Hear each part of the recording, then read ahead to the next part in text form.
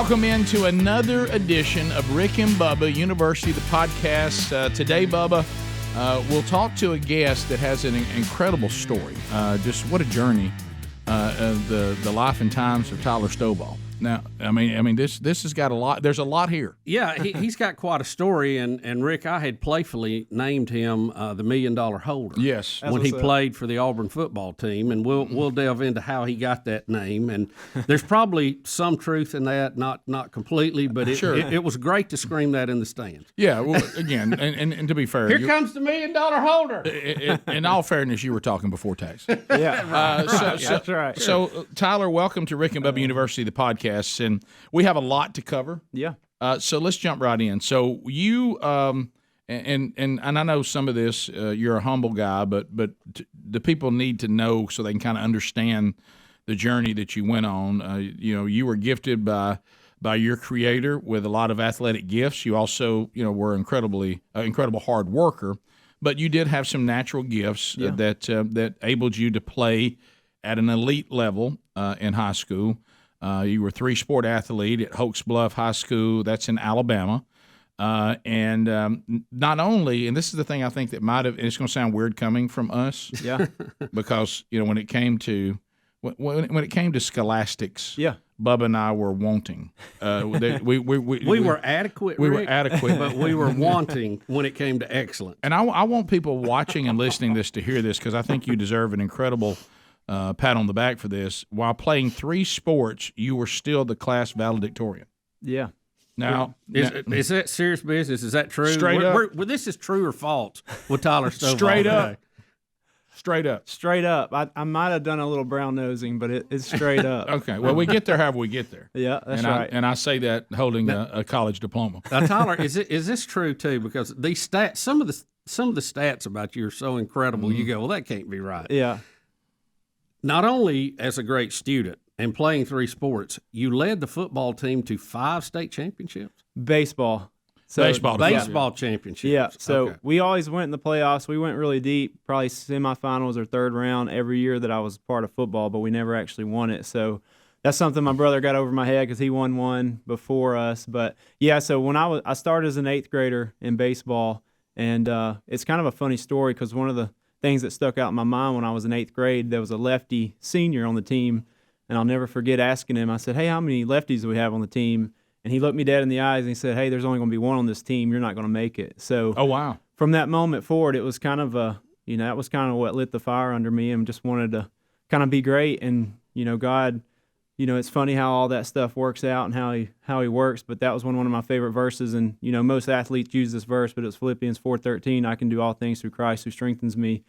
And I said, man, I don't care if it's one of the seniors, leaders on the team that's saying or whatever. I'm going to work hard. I'm going to do everything I can through Christ. And I know if I do it the right way and I lead by example, good things will start happening. And guess who I ended up starting over in right field that year, over that senior that said that to me. A big lefty. So pretty neat story. But so, yeah, we won 6 straight state championships. So my 7th grade year, we won it. I was not a part of that team, but was loving every second of it. And then 8th grade year through my 12th grade year, we never lost. So I think about it when you think about the kids I work with now, like some of these kids have never, ever won a state championship. And to think 5 years of my life, we ended on the biggest stage at the high school level. And some of, as much as baseball and football I've played now, some of my most fond memories are playing with the guys you grew up with and winning those state championships. So. Did you said you played right field, obviously in high school, just because you pitched doesn't mean you don't play some when you're not pitching.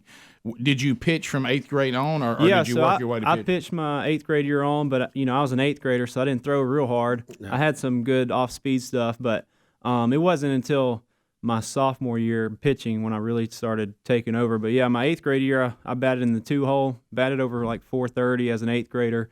And what's kind of neat about that, my 8th grade year, we were playing, I think it was Montgomery Academy in the state championship, and they intentionally walked me as an 8th grader to pitch to the 3A Player of the Year, Nick Wheeler, who was a senior.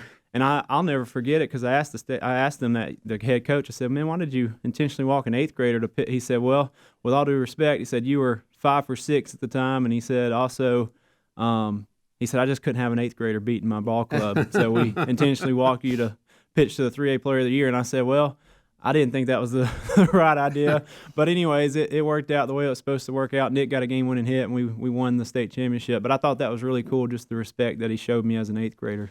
So 5 years, you're on the varsity baseball team. You guys win the state championship all 5 years. Yep. You're playing quarterback for the football team, and Yep. they're getting to the playoffs, which still having good seasons. Mm-hmm. What did you play in basketball? So basketball, I was, literally everything. I was kind of what you'd call a small forward, I was real streaky, so my wife always kids me, said I always won the hardwood hustle award, meaning I would run through a brick wall for a ball. So I was definitely the guy, whoever their top scorer was, I was locking him down. But I kind of got timid in high school for whatever reason, shooting, and that's kind of why I'm passionate about helping young people now, about being just confident in who you are. But yeah, so I was just the guy that guarded the dude that was scoring 25 points a game, and I was the guy that was going to shut him down, and believed in that. So. Yeah. So we can relate to that. I was okay offensively, but I was called the enforcer on defense. That's right, enforcer. Yeah, I got in for such a small amount of time. I usually shot right when I got over half court because the clock was running out. Put it up. So, but I think it's important to. So your high school career, athletically and academically, was stellar. And it's funny that you use, the verse Philippians 4:13, because when you look, and this is part people have to understand, when you look into that verse, the verse is really Paul talking about that he can endure anything, absolutely, because of Christ. This requires an incredible amount of work. Yeah, you certainly have been naturally gifted, but there's a lot of naturally gifted people that don't have this kind of experience and this kind of productivity.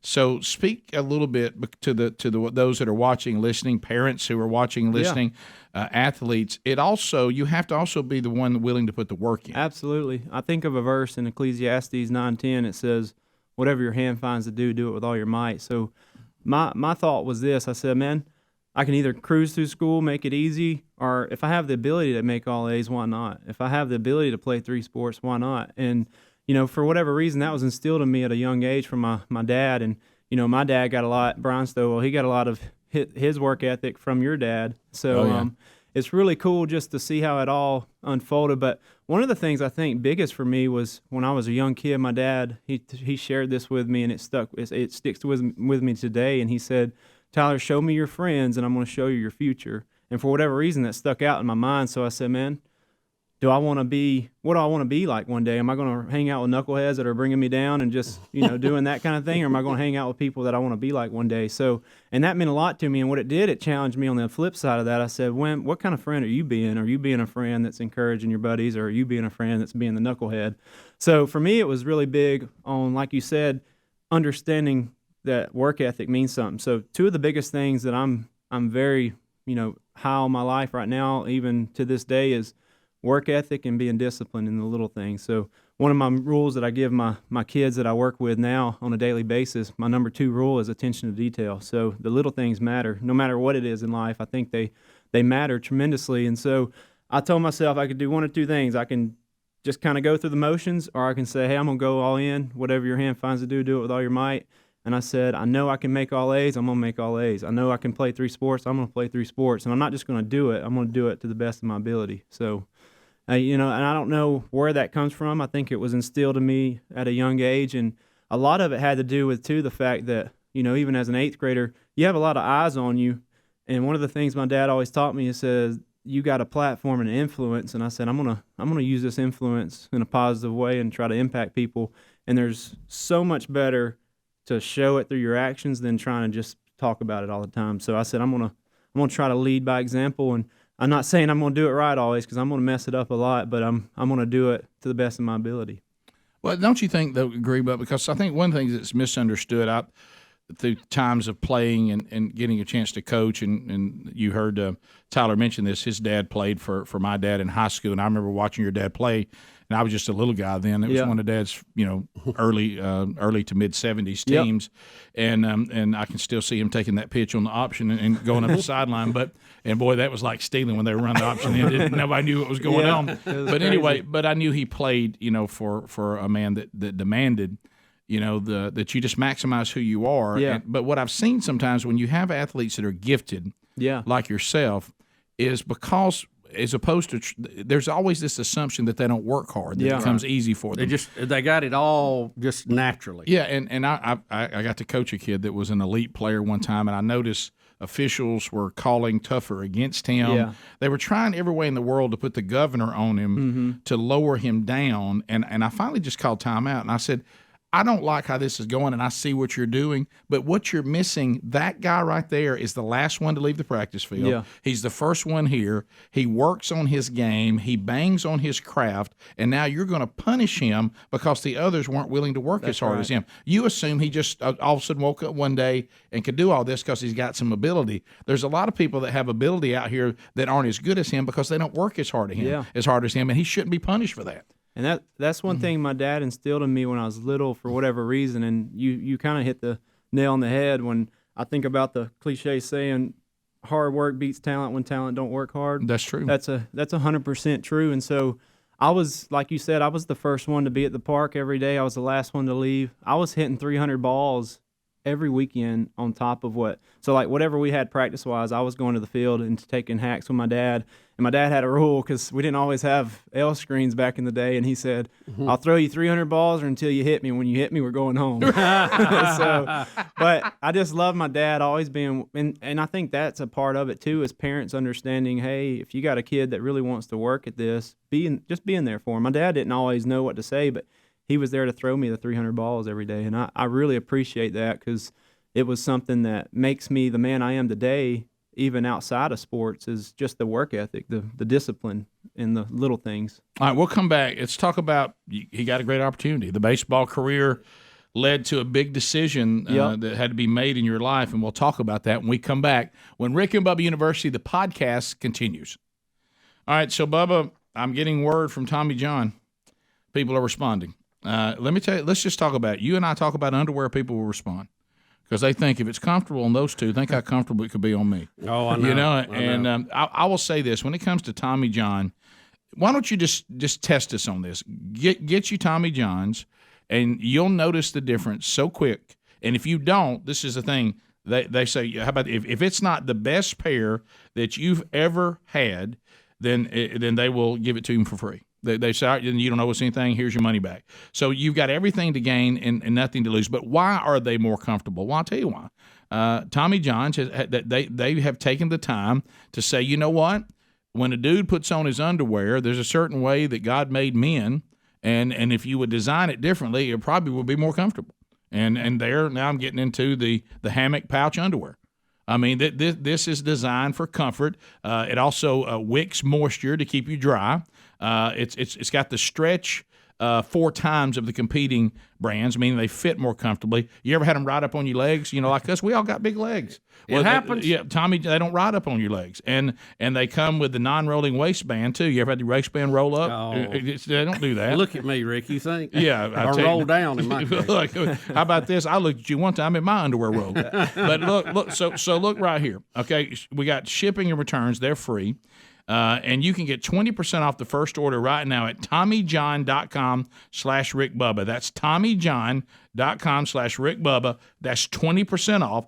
TommyJohn.com/Rick Bubba. See the site for all the details. Rick and Bubba University, the podcast. Tyler Stovall is our guest. We talked about you being a 3-sport athlete in high school. Won 5 state championships as a player and a pitcher. Played all 3 sports, valedictorian of your class. So the opportunity, because of all the hard work and the things that happen, you get an opportunity to be drafted in 2008. So take us there. Now, did you sign with college first or get drafted? How did all that roll out? I signed at Auburn. I was a big Auburn fan growing up. Had offers to all the SEC schools, and kind of a dream come true. I just, I loved the idea of getting to play at the next level. And like I said, all them days that I put in on the weekends with my dad, and just kind of seeing it unfold and kind of coming to full fruition. I was excited about it, and I signed at Auburn. Was a big Auburn fan. Butch Thompson, who's the head coach now, he was the pitching coach then. So I actually signed as a dual guy, signed as an outfielder and a pitcher. And, like I said, I was working hard in the classroom, working hard on the field, and then my senior year rolls around, and every time I threw a pitch, there would be 40-plus radar guns behind home plate. And you're talking about kind of just kind of I don't know what I never got nervous, but when I'd see all them 40 guns and I just kind of knew that the was magnitude. my question. Do you sense this? Yeah, absolutely. I mean, there's no way you cannot sense 40 radar guns. When you go to throw a pitch in a high school baseball game at a 3A or 4A level, and and then there's 40 guns popping up, it's definitely something that kind of you want to overthrow just a tiny bit. You just want to impress. Yeah, you just want to impress. But so what were you throwing then? So I was low 90s, so I could top out mid 90s, 95, 96, which I feel like today's time, that's the new 90. But back then, when you threw over 90, it was a big deal. Yeah, that was a special occasion. Yeah, so I bet your catcher loved you in high school. They usually hated me. They had the little thumb guard made out of cast put in there, but I always had a love-hate relationship with my catchers. But yeah, so I was mid 90s. I was 90, 94. On a good day, if I was really feeling it, I could get 95, 96. But for the most part, I was low 90s from the left side. And in high school, that's pretty much unfair. Yeah. But left side is unfair to some Yeah, that's degree. right. Yeah, it is. And so I signed at Auburn. I loved Auburn. I wanted to come to Auburn, but the whole staff got Coach Slater. Tommy Slater was the head coach then, and they didn't have a great year going into 2008, and the whole staff got fired. And so when they got fired, I was actually thinking about going to Vanderbilt to play football. They offered me a quarterback and punting scholarship, and I was going to try to do both there. But then when the Braves called me in the second round, it kind of made it easy for me because I really wanted to go to college first because I knew how important that was. But then when all that happened and I didn't know the staff coming into Auburn and all the stuff that was going on, I was just like, man, this is a big opportunity, something that I dreamed of my whole life. So I grew up a huge Braves fan my whole life, and got the chance to get my name called by them in the second round, and was a dream come true. So did you know they were going to do that? Did you have a insight? Had they contacted you? It's a crazy story, and I don't know if we can get all the details in on the podcast, but I'll share a little bit. So the Braves traded their 17th overall pick that year. It was 17th or 18th, I can't remember, for Tom Glavine that year. So they didn't have an actual first-round pick. They had the 40th overall pick, which was a supplemental first round. They called me a week before the draft and said, hey, we just want you to know we're looking at picking you with our 40th overall pick. So I'm pumped. And then I had picks like 37, 38. Diamondbacks had a pick, and I think the Dodgers had a pick. We were at the beach at the condo with my family. It was our senior week trip. So we go to the beach, and I'm sitting there with my family, and the Diamondbacks actually came and met me at our condo and said, hey, we really want to draft you with our, I think it was 37, 38th pick right before 40th. And I said, man, just being honest, I grew up a big Braves fan. I'd love to go to the Braves at 40. And they said, well, we really appreciate your honesty. We're going to move ahead with I don't even remember who they picked. Well, then the Braves were on the clock at 40. So this is draft day. We're watching it live on the TV. Oh, my goodness. You just told the Diamondbacks no thank you. I turned down hundreds of thousands of dollars is what I did. But being 18 years old, you don't know any better. I want to go play for the Braves. Put the hat up and take the money. I can't imagine me being 18 having trying to go through these scenarios being 18, and I was the first in my family to do it. So, and that's what I love about Hunter Stovall now, my little cousin. I get to kind of talk him through some of those moments that I, didn't always choose the right way. But anyways, like I said, I was a big Braves fan. I thought it was the right choice. Well, then the Braves had the 40th overall pick, and it goes on TV, and we're watching it live with my family. My dad gets a phone call. And he's kind of, if you know my dad, he's pretty intense. He's pretty intense. So he goes in the other room pretty upset. I can hear him kind of yelling. And it goes Atlanta Braves with the 40th overall pick select Brett Duvall from Niceville, Florida. So I was like, oh my goodness, what just happened? You told the Diamondbacks to have a Coke and a smile, and they didn't even pick you. They did, and then the Braves didn't pick me. So I got a call immediately as they were still on the clock. They called me and said, hey, he wasn't supposed to be on the board during this time. We're 100% picking you with our next pick, which was 64th, where they did pick me. But kind of just, that kind of put a bad taste in my mouth right from the get-go of pro ball, because they used a small-town kid from a small-town place in nowhere, Alabama, Hoax Bluff, one of my favorite places in the world. But they used me being a huge Braves fan almost against me. And that's when I understood, though, man, it's a business transaction. It is a business. It's not about I grew up a huge Braves fan. It's about business, and they saw an opportunity to get me at a discounted rate, I guess, and that's how it works. Yeah, I made that same mistake when it came to opportunity to play college. I let my fandom put me in a compromising situation, and they were able to do some things to me that they probably couldn't have if I'd just acted like I wasn't such a fan. Yeah. You're right, but you're young. I mean, you know what you're trying to be too. Here's a concept: honest. Yeah, and that was to say where you'd rather play. So Tyler, the decision to go pro with the Braves versus college. Yes, sir.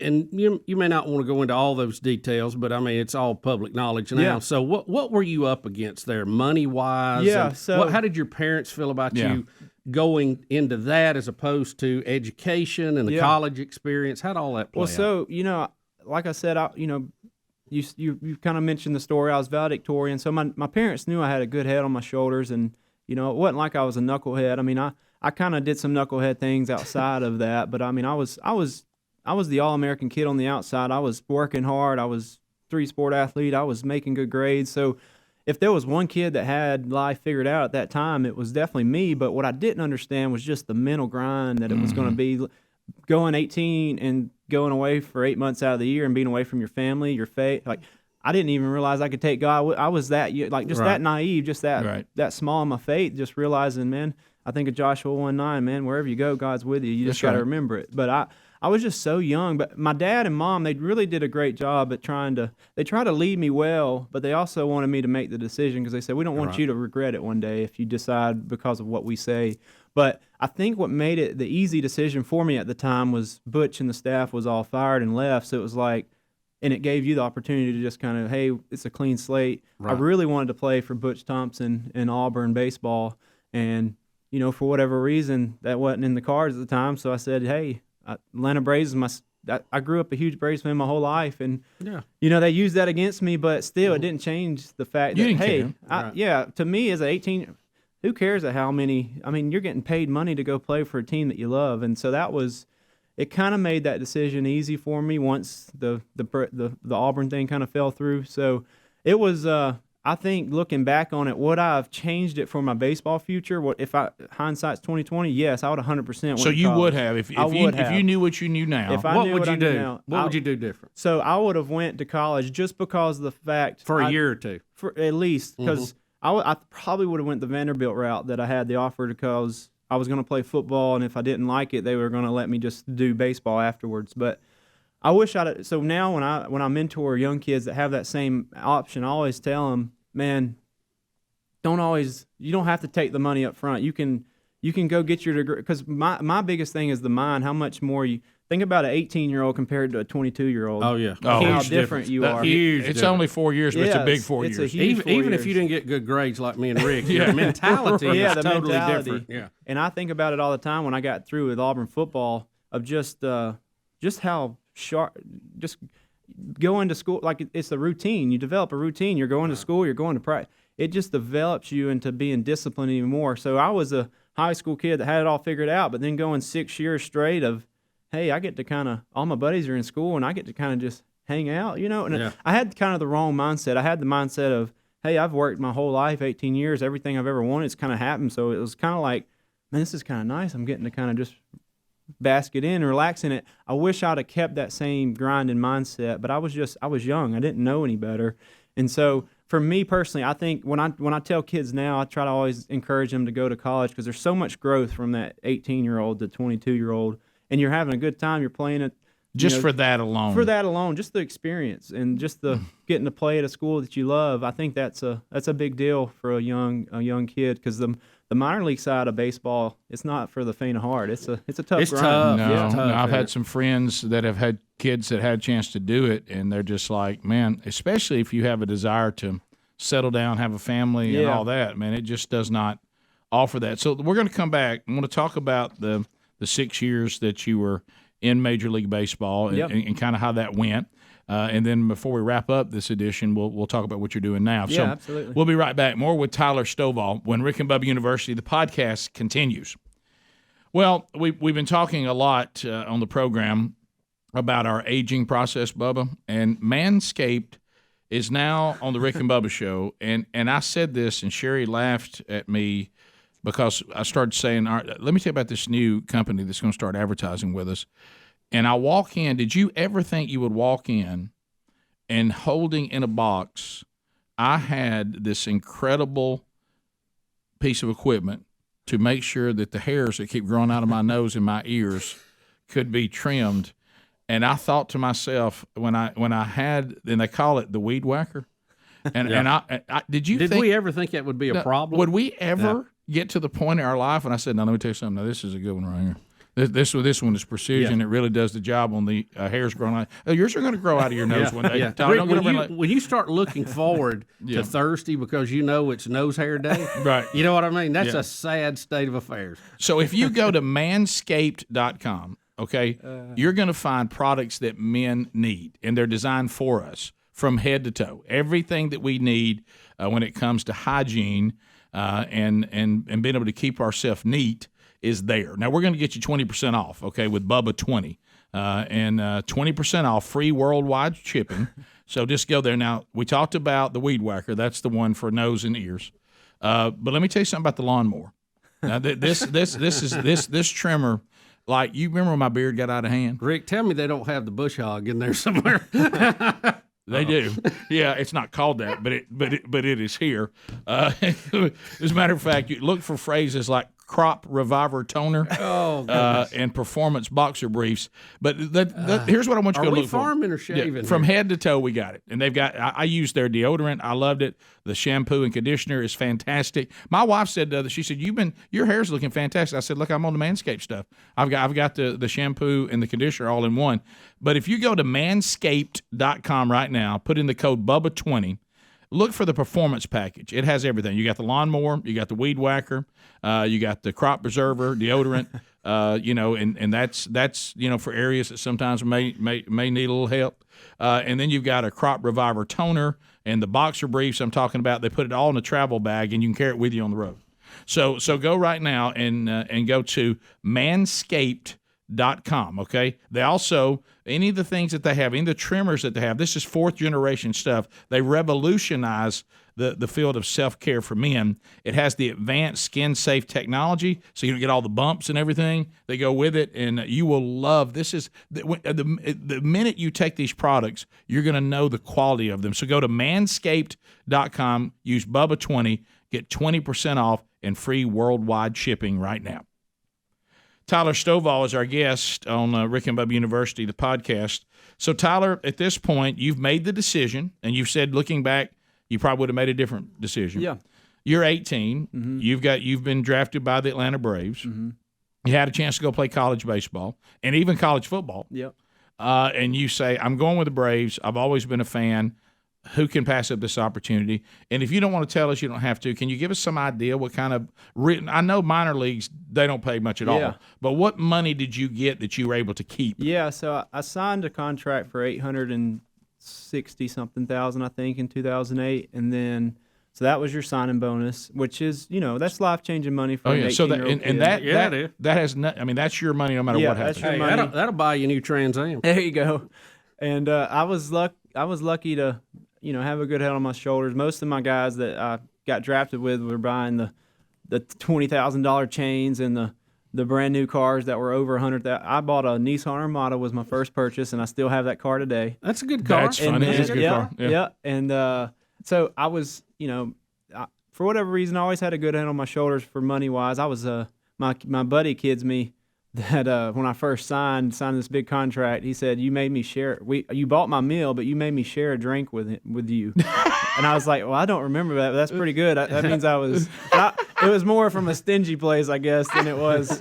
But I just thought that was hilarious. He said, yeah, you bought my meal, but you made me share a drink with you. I was like, well, hey, it paid off. So, but anyways, yeah, so it was a life-changing amount of money. And then the Braves in my contract, which it's cool that it ended up working out for me later in life, which I'm sure we'll speak on, but I had it in my contract that they had to pay for 8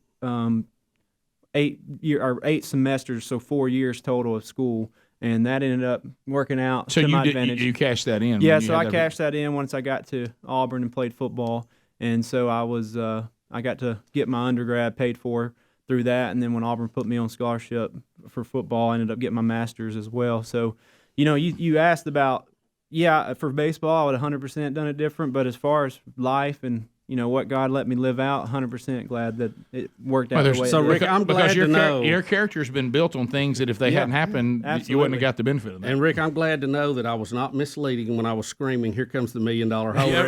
It's within the margin that I'm okay. Okay, I just want to say I was correct, everybody. If you put inflation in there, 100% was there. So you go into the league.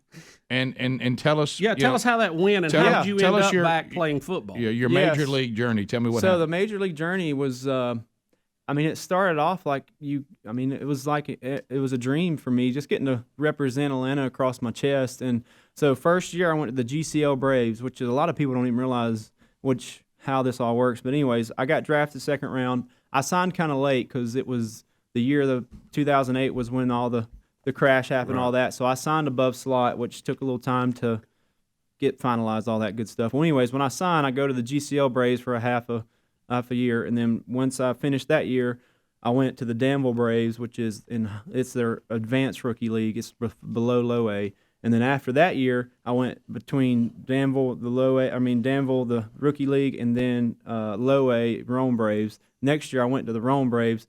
Next year, I went to the Lynchburg Hillcats, and that was the year I got released from the Atlanta Braves.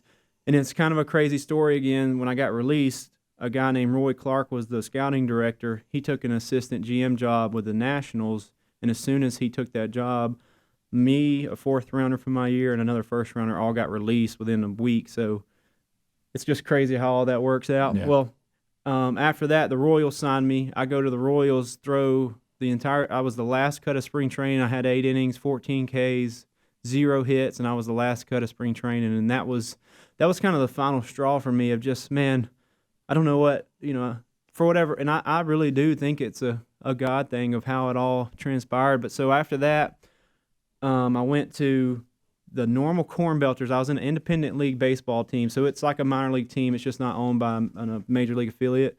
And it was the funniest thing. It was in Normal, Illinois. It's not even I think it's like a collegiate like summer team now. But then it was an independent baseball team in the Frontier League. And when you hit a home run, it went in corn. It was literally like a cornfield behind. Oh wow! And it was Field of Dreams. Normal Corn Belters, and our mascot was like a corn stalk with butter sticks fries. But anyways, unbelievable. So I was there. And kind of trying to figure out what I wanted to do in life. I had to have 2 years from my release date. I had to use or go back to school, or I forfeited that money from the Braves that they're paying for it. So I knew I had a decision to make on that. Well, the craziest thing in the whole world happened. I was in Normal, Illinois at BP. I get a phone call from an Alabama area code, and the guy's name was Paul Ganella. He was the director of player personnel at Alabama at the time. So Paul calls me and says, "Hey, we want you to come back and play football." And I literally think it's a joke. I think it's like a buddy playing a prank on me. I said, who is this? Who put you up to it? Like, I haven't put on football pads in 6 years. Like, who is this? And I guess it just shows you what kind of recruiting that Alabama was doing at the time, because I don't know how they got I still, to this day, don't You're really still know on the how it board. happened. You're still on the board somewhere. Somewhere. And what were they wanting you to play? What position? They knew when I came on the first recruit, they said, they actually said they watched me play quarterback in high school, and they knew I was an all-state punter as well, not just quarterback. And so they offered me to come back and do special teams with them, and they said, we don't know what that entails exactly. We just want an older man. And he said, if it's punting, if it's holding, whatever it is. An older man? Yeah, an older guy to kind of invest in our guys.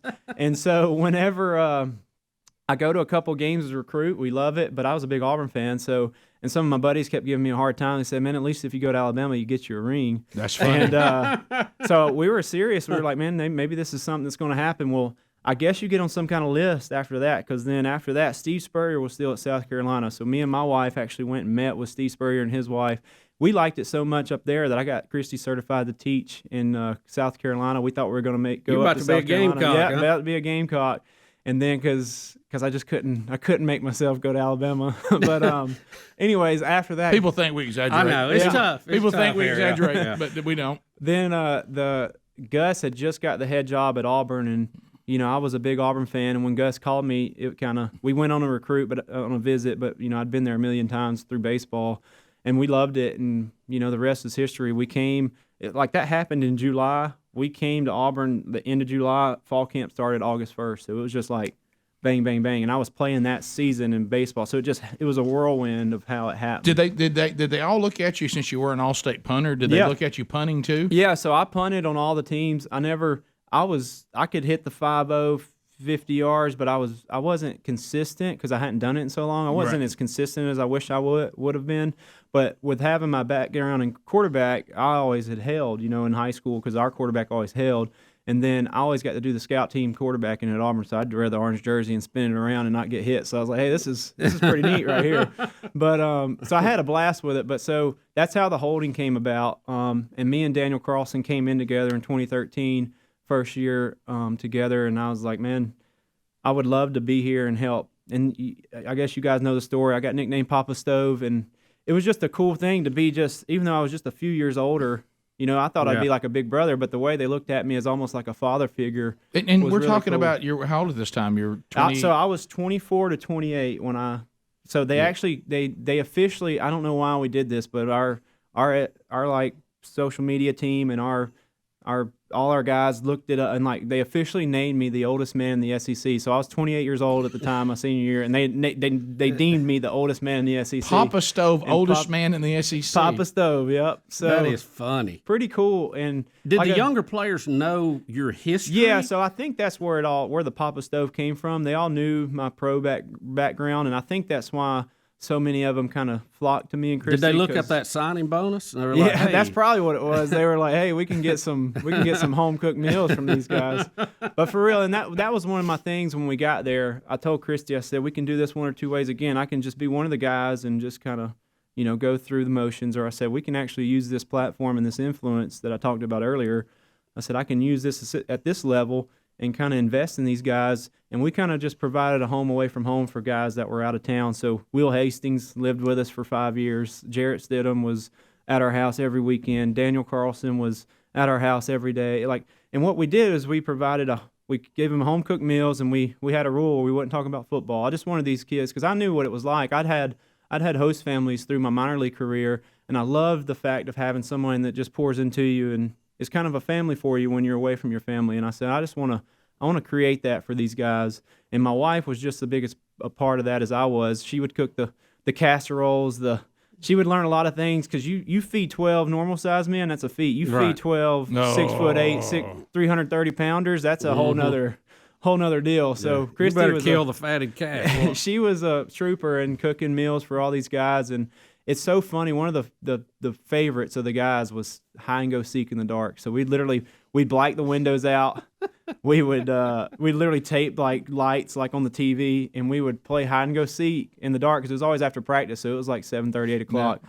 And you couldn't see this far in front of your face. And Montravius Adams is one that sticks out in my mind. He's about a 6'6", 330-pounder, ran a 4.8 at his combine, and he ran Christy over in the living room. Oh wow! Like straight boom, boom. You can hear him coming, and Christy gets decked. But she was like one of the guys, just loving every minute. Isn't he of a it. Pittsburgh Steeler now? I think he is. So he was with the Green Bay Packers, but I think he is now with the Steelers. And it just brings it back to thinking about how God brought it full circle for me of, hey, it didn't pan out the way I wanted to with the Atlanta Braves, but it was so cool to get to pour into these guys and help them get to their next step. And a lot of it was the mental side that I struggled with.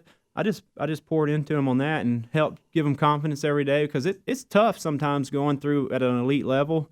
You get crushed a lot of times mentally. So we were just there to encourage them, give them a place to call home and a safe place. I wanted to show the guys that you could use your platform and your influence, and you could represent Christ the right way. You didn't have to go out partying at night. You didn't have to go out and drink at night. Me and my wife, we don't drink, and we just wanted to represent. I wanted to represent Christ, and I wanted to represent what it meant to be married. I wanted to represent my marriage in front of these guys. Show them. You're like saying, I'm further down the road. Yeah. Let me tell you why you should make different decisions now. Absolutely. So when you're where I'm at, it's worth it. It's worth it. It's almost like having somebody from the future come back and hang out. Absolutely. All right, we'll come back. We'll finish up with our podcast with Tyler Stovall. We'll talk about what he's doing now. When Rick Bubba University, the podcast continues. So we're with Tyler Stovall, and so you 6 years chasing after Major League Baseball. Yep. You come back, and part of your deal when you went to Major League Baseball is that they would pay for college. You go to Auburn. Yep. you start getting these calls about coming back to football and playing football. You're a holder and special teams player for Auburn. You and your wife, like we just talked about going into the break, are saying we've come from the future. Yeah. So you're here to help some of these athletes make different decisions now because it is going to matter in the future. And so you leave Auburn, you have your degree, and tell us about Stovall Athletics. Yeah, so like you said, one of the things I just wanted to represent Christ everywhere I went, and I wanted to show these guys, like for me, I was somewhat of a knucklehead and abused my relationship with girls early in my life, and to get to do that full circle with me and my wife and represent what it meant to be married and kind of walk two of my buddies through that, and they saved themselves for marriage. How cool is that to see how God works? Amen. So that was really his cool. way's always better. That's right, always better than what we could ever imagine. But anyway, so that transpired into what we do now with Stovall Athletics. I always had a vision for Stovall Athletics, but I was always scared to start it. And my wife one day, this is what's so awesome about you marry someone that pushes you daily. But my wife's such a big part of what I do. She came into the house. I was actually working as a commercial lender at AmeriFirst Bank, and great job. But man, I was like, there's something out there more for me. Yeah. And I loved working with kids. I loved adding value to young people. And that doesn't, from college all the way to 5 years old, it doesn't matter. I just love adding value to young people. And Christy said, by the way, your site's live. I created Stovall Athletics, and it is on. It is live. People can book everything. So I was like, well, that's one way to start it. So, but I always had this vision, and with my connections through pro baseball and my connections through Auburn football and the guys, all the buddies that I played with at Auburn now in the pros, I said, man, we could definitely provide an avenue for kids in this area that maybe don't get that kind of exposure a lot. So what we do is I do individual lessons through the week, and then basically in the summers, and then sometimes just really all over the year we do big camps. And every camp that I partner with, not only are they good pro athletes, but they're also good Christian men. And everything from my logo down, the triangle represents my faith. And there was a time in my life when God wasn't in the right priority in my life, and baseball and sports was my God. And I hate to say that, but it's true. And so now what I do even with my business, I try to keep God first in everything I do. So everything from my logo down represents Him. And I just want to use that platform and that influence He's given me through sports and represent Him the right way. And getting to add value to young people is probably the biggest thing that God's let me do in my life that I'm most proud of. Because, when it was at the Braves, it was all about me. But at Auburn, being behind the scenes, just being the holder, I came out on just a few plays.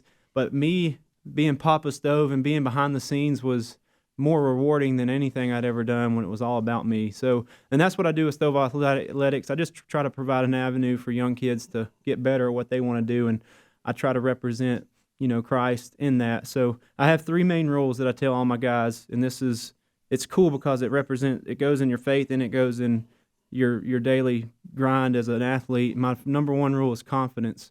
And what I mean by that is you got to believe you can do it when you step up in the box to get a hit, you step up on the mound to throw that pitch. You got to know you're going to pound the strike zone. And in our faith, you got to know Jesus died for our sins. You got to know He rose on that third day and conquered death. And number two rule that I tell my guys is attention to detail. And in sports, man, the details matter. The little things, the fundamentals is what separates each level you go to. And in our faith, man, it's getting in your word. It's reading the Bible. It's having memory verses that you get to share when temptation is on you. And then my number three rule is we got to have fun. So in sports, you got to have fun. There's no reason to be out there. You got to love it. And then in your faith, you got to live a life that's fun, or you want to attract people to Christ. You don't want to live a life that just seems doom and gloom. So it's really cool how God's been in every part of what I do now, because there was a moment in my life where God was kind of taking a back seat to sports. So it's just really cool, like you said, just having the platform to get to do what I do now. Well, if you want to find out more about it, you can go to StovallAthletics.com, and you can get on that website, thanks to your wife, and find out everything, because it sounds like you've got a comprehensive approach. It's one thing to help people be better athletically, which that's important, right? Mm-hmm. But you guys are going a little further in trying to prepare them to actually function in life. Yeah. Absolutely. And because if you can get that part right and build that foundation right, then everything kind of flows from there.